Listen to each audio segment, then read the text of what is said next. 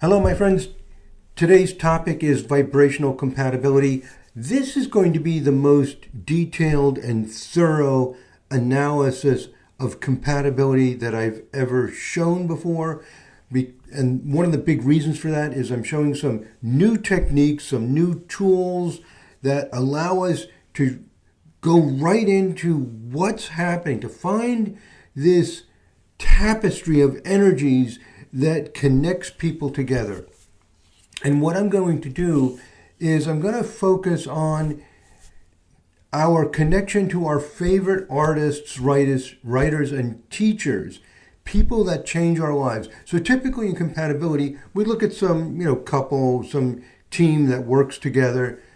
And I've done a lot of that. And here what I'm going to show is that we also have a relationship to those heroes, you might say, that we just really love. There's undoubtedly some musician, a singer, a composer, a songwriter, a poet, it could even be a scientist, different people that just inspire you, books that you've read, and you have a strong connection to these people. And I'm going to give an example of this. So I have here on this slide, is there a singer or other musician that you love? I'm sure that there is. So not only does this person that influences you, that inspires you, not only do they awaken an awareness of particular things and they inspire you, they activate mental and emotional circuitry that otherwise would not be activated. What happens is every single person has all of these intricate, beautiful vibrational systems.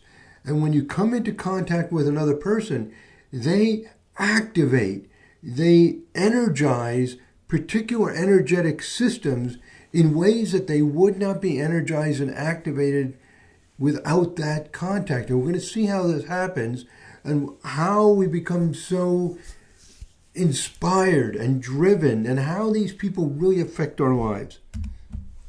So we're going to look at Johannes Kepler, who has influenced me and another person. So we're going to see how two people are connected to a particular person that they love and adore and has influenced them, and that person is Johannes Kepler. He is someone that has been very influential in my life. I feel that a large part of my life is a continuation of a lineage of ideas that he pioneered. For many decades, I discover new statements from him that astound me with their brilliant insight and genius. I'm sure you've had this experience. You have a certain poet that you love. You've read several of their poems, maybe a lot of them. And then years later, you come back and you discover even more gems. It's just amazing how brilliant some people are and how they speak to you, how they awaken something in you that was kind of dormant. It was like a little seed, and they just put the sunshine and the water on it, and boom, you are inspired and lifted up and introduced to this whole new world. And in some cases, it seems to be never ending, and that's the case with the way Johannes Kepler influences me. And for example, I'll never forget when I visited his birthplace in Germany. So that was just a very exciting moment for me to see that. Of course, it doesn't look exactly like it did hundreds of years ago, over 400 years ago when he lived there. But still, just to be there. So, it's an example of a person that's been very influential. So my work in vibrational astrology, I think, is a continuation of his insights. So what's going on when there's some person, they're not even alive today? Do we have a relationship to the birth charts of people from hundreds or thousands of years ago? We do. We definitely do. So these energetic systems are there. So there's a lot to understand about this and what's going on, that these are important things that are going on. So the other person is my good friend and colleague, Rick Levine, also very strongly influenced by Kepler. Perhaps you have a favorite poet, painter, whoever it is, musician, and of course there are other people who love and adore this person, or it's not even, excuse me, it's not even always necessary that you love and adore them. It's the way in which they influenced you, inspired you, opened new doors for you, and they open doors for other people. That's why they're famous and they're influential. So what's going on there? We're going to see how Rick is strongly influenced by Kepler in some ways that are similar to me and some ways that are different. Of course, we get different things out of the work of a particular artist. They inspire us in different ways. And just to give you some background, Rick has read more of Kepler's actual writings than I have. Excuse me again. So he is equally influenced by Kepler, maybe even more so in some ways, even though my life work is in the lineage of Kepler. The impact of Kepler on Rick is just as strong. So this is going to be fascinating to see what is it about Johannes Kepler that we're connecting to. And with vibrational astrology, it's not some general vague sort of thing, oh, we both like this. You'll see these direct connections between the charts. So what is the magic in this thread? What is it that's inspiring people so much by certain other people? We're going to see the magic. And of course, the idea here is by demonstrating one example, actually two examples, how I'm influenced by Kepler, how Rick is influenced by Kepler. This is going on in everyone's life. So you're going to have similar magical threads in your life with the people that influenced you. Not the same vibration, same planets, but the similarity in the power and the closeness of it. So here's how we do it. How do you find these magical, I'm calling them magical because they're just so important and exciting in our lives. How do you do it? I'm going to show it to you. It's actually a very simple process. And the first step in finding the vibrational tapestry, it's like a tapestry of interconnected energies that has been woven over time. The first thing we do is we select astro vibrations compatibility scores between two people. So this is a feature in the Series 4.0 software. You just run this feature and it will show it to you. Now, going through that list of information, understanding what to do with it is not obvious by just clicking on it and seeing all these numbers in front of you. This is going to be a series of videos that I don't know how many. It's going to take 2 or 3 or 4 videos of about a half hour long for me to show all this. But we're going to learn it all. It's all very simple. It's just a lot of information and it's like a revelation. So step number 1, you would need this Series 4.0 software and you just select this feature. But even if you don't have the software, this is not a sales game or something. What's more important is that you just learn in detail how this works and why it's important. Okay, so let's do that. I'm going to show how this is done for me and Johannes Kepler. So here I am in the Series 4.0 software, and I've got Johannes Kepler's birth chart up here. So there he is. And this date, by the way, is what we call a new style date. Excuse me. There's new style and old style. January 6, 1572, 2:37 p.m., local mean time in Walderstadt, if I said that correct, Germany. Now, here's what we do. We go to interpretation. Now, I've mentioned in other videos on these profile scores. You can do profile scores for individuals and for compatibility. And in both cases, it's under interpretation. It really should be under listing. It's a historical thing like how it ended up under interpretation, but it's not actually an interpretation. It's a listing of information.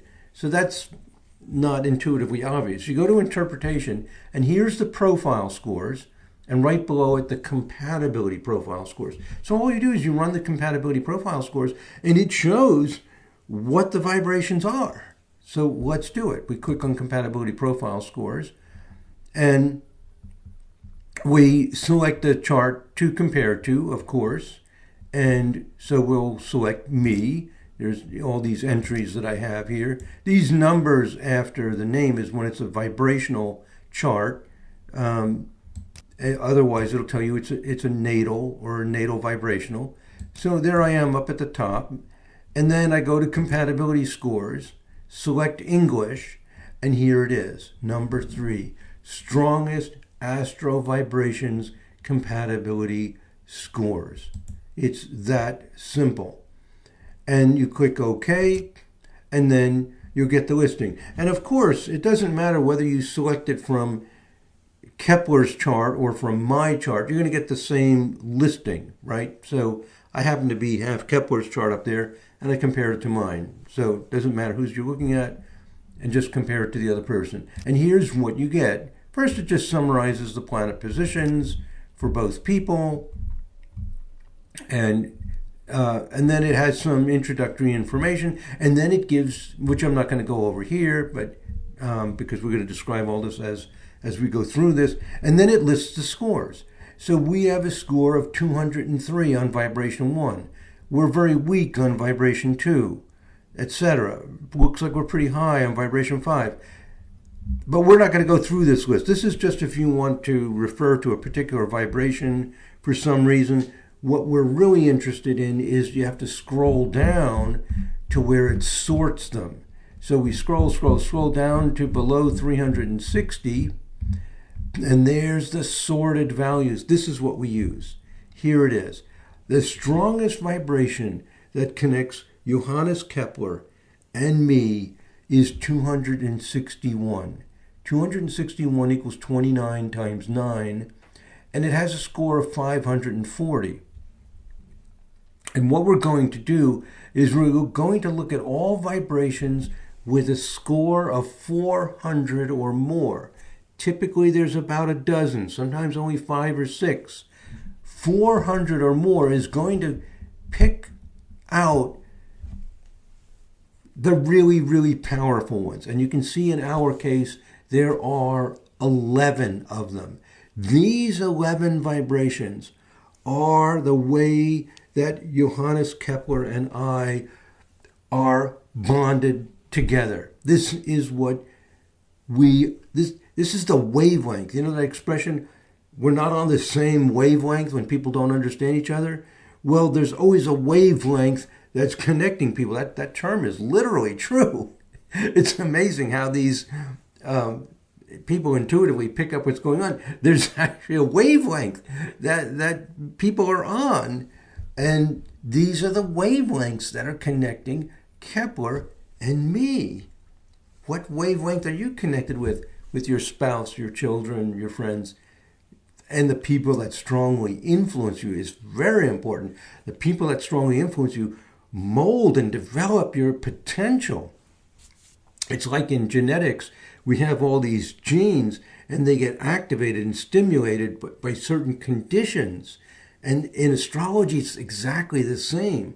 And here we see how things have gotten activated and developed and even formed a little bit differently from those experiences. I've made videos on what I call developmental astrology, the way in which these things organize themselves and express themselves.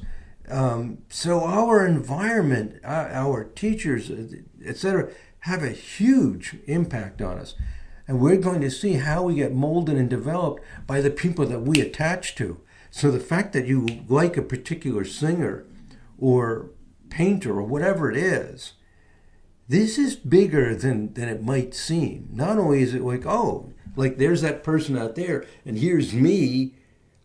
No, that person is molding you. So the influence of culture and the things we're exposed to is enormous. It has huge impact. So we're going to see examples of this. So, and by the way, these are not ideas that I developed philosophically a priori, like, oh, I think culture is so important. No, it's just studying how the astrology works. These are the conclusions that we reach. So we're going to look at these 11 vibrations. I've copied and pasted them into the PowerPoint.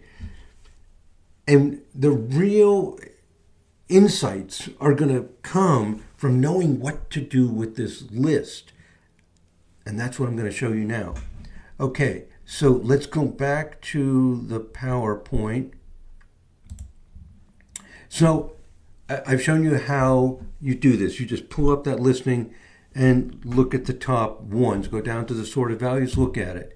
On the next slide, I'm going to show you where I've copied and pasted the scores that are 400 or more. And there they are. This is exactly what I just showed you in the screen. I just copied and pasted it here because we need to look at these strong vibrations and figure out what to do with it. What is this telling me that we're connected on these vibrations?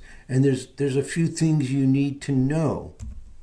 So, number one, do you see any scores that are exceptionally high? So there's two things to do with this list. And if you think about it, it's kind of intuitively obvious. Which scores are the ones that really stand out? And do you see any consistent themes in this list? You can pause this video and think about it for a while.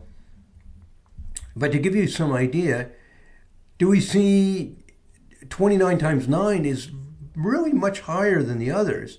540, then jumps down to 480, 455. You know, this one here is also strong. Now, themes means repeating numbers. Do you see any repeating numbers? And especially if you have a multiple of 2 or 3, like 2, 4, 8, 16, 32, 64, or a multiple of 3, 3, 6, 9, but that multiple does not have any other numbers in it. For example, this has only 7s and 3s. 7 times 7 times 3. This is 7 times 4. So these two are similar, number 9 and 10. They're 7s with, sometimes I call these solvents. The things based on 3 and 4, they're like air and water. When you go 2, 4, 8, it just leads to a higher energy level. It's going up octaves, but the quality is the same. The 3 makes things flow together and harmonize together. 3, 6, 9, etc. So they're both solvents of different kinds. So these are similar. Who would think that a 147 vibration, which sounds like way out there, like who the heck's interested in that, and a 7 times 4 are similar? There is a similarity. And these high vibrations are not trivial. They're very powerful. That's one of many radically different ideas in vibrational astrology, is that we actually live in an intricate vibrational universe. And it's not just these trines and squares and planets ruling. There's this whole beautiful tapestry. Okay, so we see some similarities here. Here we see another 7, but it's mixed with 11. So this one's a little bit different from the other two. So the 231, which is 11 times 7 times 3, it has some similarity to number 9 and 10, the 147 and 28, but it's also more distinctive because it's taken two essential prime numbers. Essential prime numbers start with 5. 1, 2, and 3 are like solvents. When you get to 5, you're getting distinctive qualities. And if the vibration is based on very high prime numbers, like look at this one, 283. It's a prime number. It doesn't break down into simple components. We don't even know what that means yet. It means something, but we don't know. We don't know what 269 means yet. We're doing the research on these high vibes, but some of these, like 277, it's another prime. We're not sure what to do with them. Plus, there's no theme. There's no other vibrations built off these same numbers. So looking at this, I've already given you some idea of what's exceptionally high, what the consistent themes are. So to conclude, the answer to these two questions, 29 times 9 stands out. And these, 11 times 7, 7 times 7, 7 times 4, here I've included the 11 times 7 because it does have some overlap with the 7 times 7 times 3 and the 7 times 4. So there is some connection between them. And by the way, you might notice some other kind of similarities. I've given you the basic principles, But this is not written in stone, like rock solid, like how similar is 11 times 7 to 7 times 7? Well, it's, you might say 50% similar in the sense that they share 7, but this is got 11. So these things are not black and white. It's a matter of how much connectivity there is between them. There's some connectivity, similarity, resonance, we can call it, between these. So we're seeing two themes. We're seeing two things to notice. We're seeing 29 times 9 is exceptionally high, and then we're seeing these vibrations. Those are the ones to pay attention to. Got it? You've got 11 vibrations here. But right now, with our current understanding of vibrational astrology, it's only these that we're interested in. As we do more research, we're going to better understand what to do with something like 283 vibe. Right now, we don't really, it's not really clear to us. We want to stick to things we understand. If you want to understand your relationship to a certain person, work with the vibrations that we understand because it works. And you're going to find out extremely important things. If you're experimenting with things we don't understand, excuse me, while you're trying to get good information, like if you're consulting clients and you're thinking, oh, well, let me look at this 305 even or 277, even though I'm not sure what it means, you're walking on ice. You're taking a lot of risks. These things like 11, 7, 29, we have a huge amount of research experience. We have a lot of confidence in what they mean, and we want to use reliable tools. There are other things out there we don't know yet.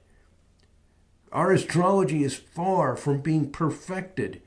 The astrology that we'll have 5 years from now, 10 years from now, 15 years from now is going to be much better. And, you might think to yourself, well, I don't know if I want to use this tool yet. It's not perfected. Well, our cars aren't perfect. Our computers aren't perfect. We're using them. They're going to get better. They work beautifully. Everything just gets better and better and better. And vibrational astrology is getting better very quickly. So I'm spending a lot of time on this because I want you to really understand why we do things the way we do. Pick out the ones we understand. These are the ones we understand. We understand the vibrations about up into the 50s pretty well. Once you go above the 50s, we haven't researched them. Even when we're into the 50s, we're not as clear. We understand 41 pretty well, 43. We're getting those down as we do more research. Once we get into the 60s and 70s, we really haven't done the research. We haven't observed it. And we can't just rely on theory. So this is what we understand. This is what we're going to focus on. Now, we can analyze and interpret these vibrations that connect me and Kepler.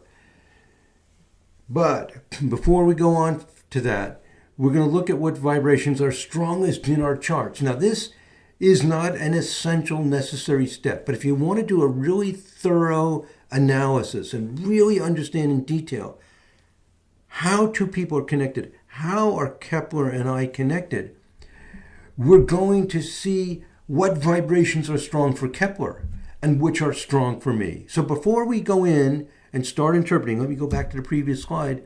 I'm anxious to look at this 11 times 7. We're going to look at it in detail, and we're going to see exactly what's going on in these strong vibrations. This is just the first step.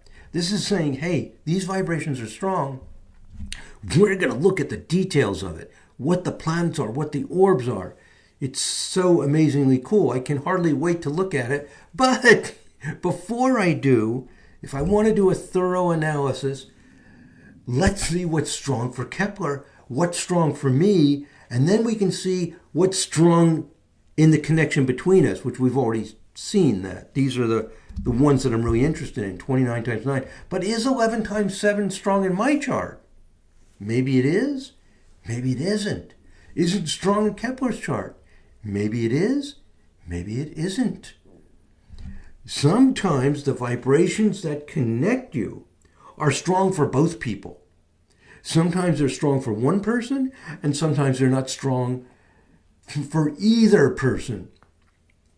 The strength is built out of resonances between the charts, and those resonances don't exist within each chart. So each compatibility situation is different. If you have a situation where the vibration is strong for both people and it's strong in the compatibility, that's exceptionally, you might say, good, exceptionally, well, strong. Whether it's good or bad, I mean, you can do good things, you can do evil things with it, but it makes for an exceptionally strong connection.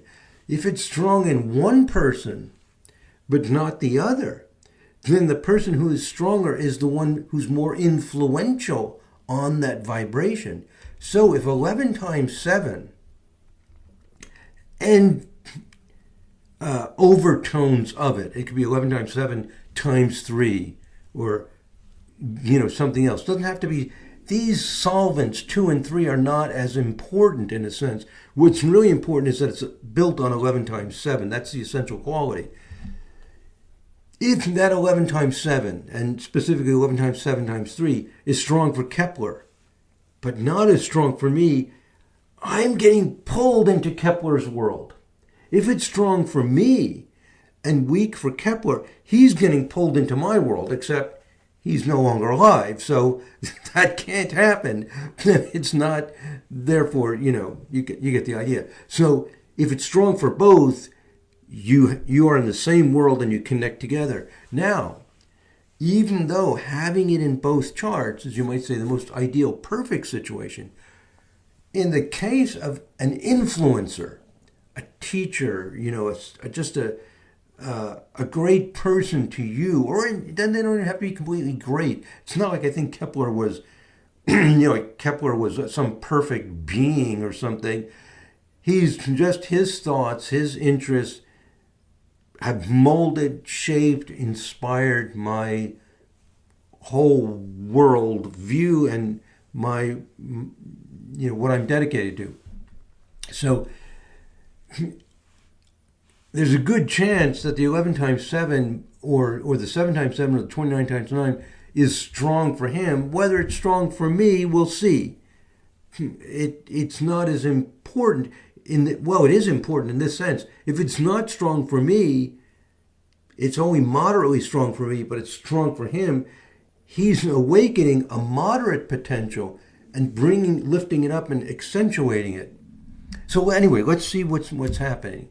All right. Let me read the second paragraph.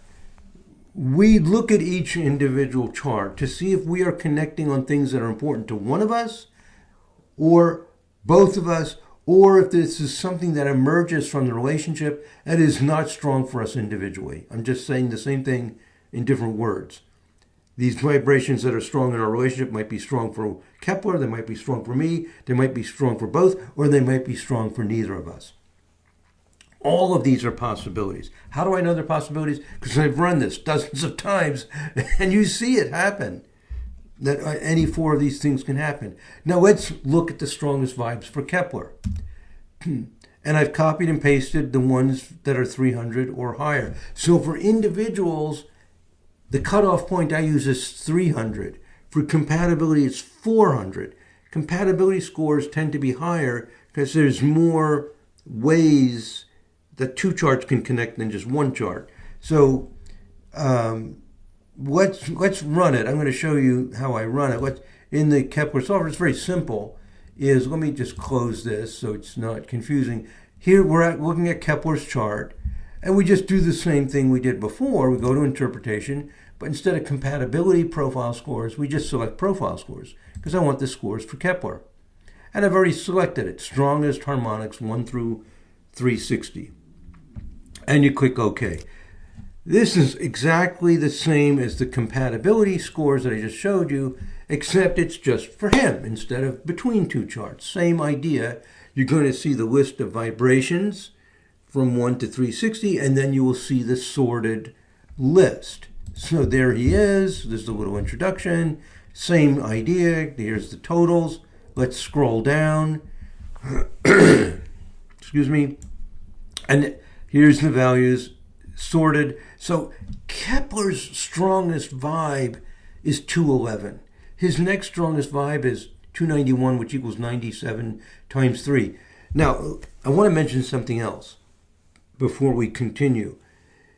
These strengths are not perfect. It's not like we know the formula of how to weight the strength of vibrations perfectly. It's a rough approximation.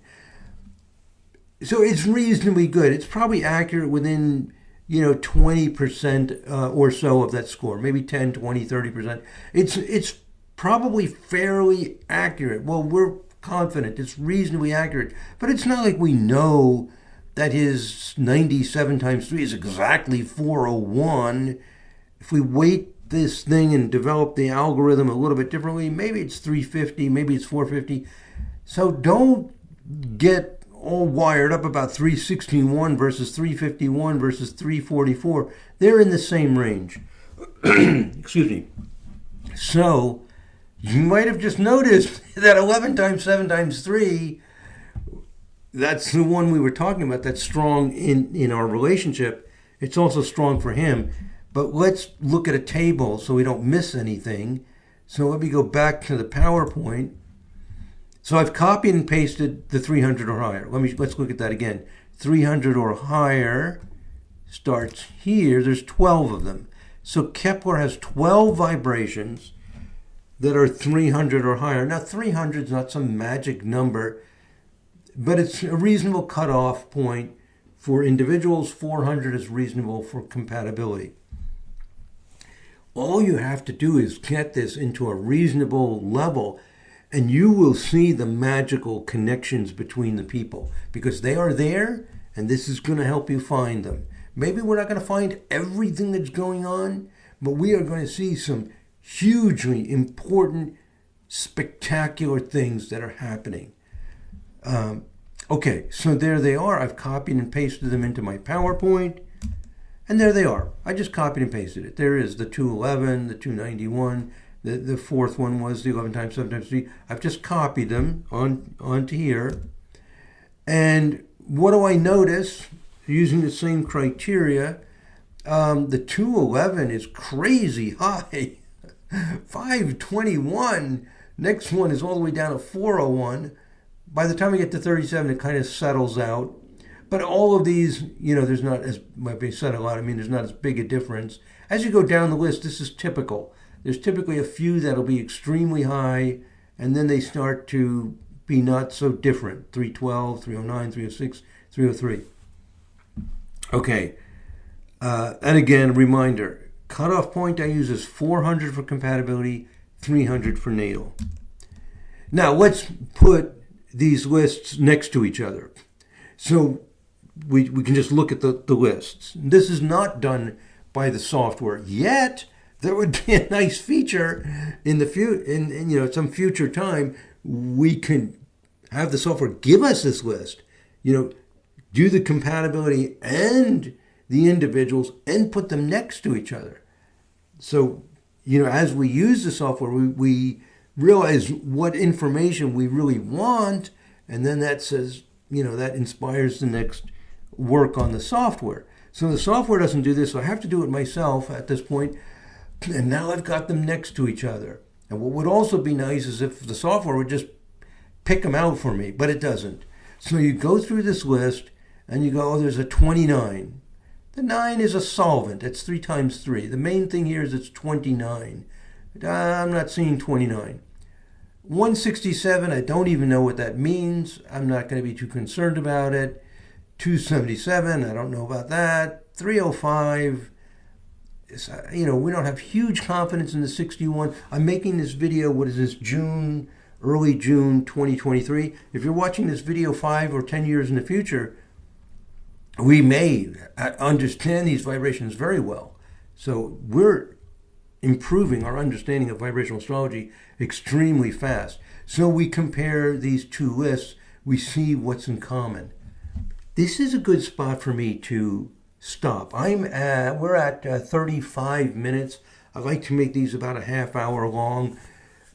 So let's stop here. We're going to pick up with part 2 in this series of videos on compatibility. Again, this is the most thorough, complete, comprehensive. It's also new. This is a huge step forward in our ability to do compatibility.